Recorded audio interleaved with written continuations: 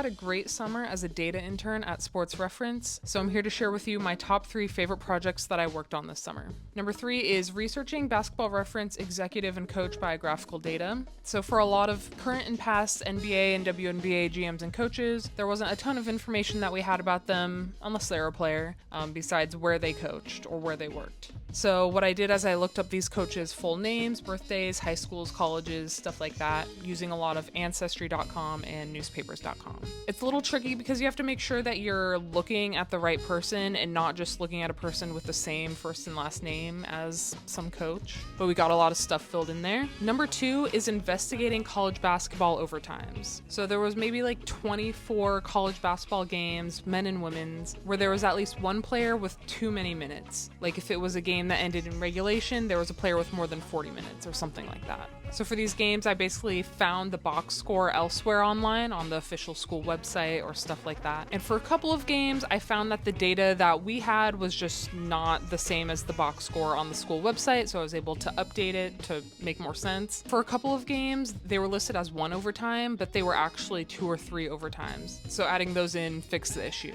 But also for a lot of them, when I found the box score elsewhere, it was the same as what we had, with a player having too many minutes. So in some cases, nothing could really be done. Like there's a game that has both teams playing 300 minutes for the entire game, which doesn't make any sense. But just a reminder that data has imperfections. And my number 1 favorite project is one that no one asked me to do. It's WNBA nicknames. So again, no one asked me to do this, but when I was researching the coaches and I got to know Al Quinn, I realized that a lot of WNBA nicknames that like are pretty common weren't in there. So like specifically Noe wasn't in there. So over the course of a couple weeks, I just kept track of WNBA nicknames that I knew are commonly used by announcers or like people's teammates, and I wrote SQL statements to insert them into the database. And there's another big women's basketball project that I got to work on, but it's not out yet, but I'll definitely make a video when it is out. And some people have asked me before how I got this internship, and I got it by applying. So no tricks. I recommend just following Sports Reference on LinkedIn, on Twitter, stuff like that, so you can know when they open the application in like December or January, and do that. It was a great time and I would recommend it.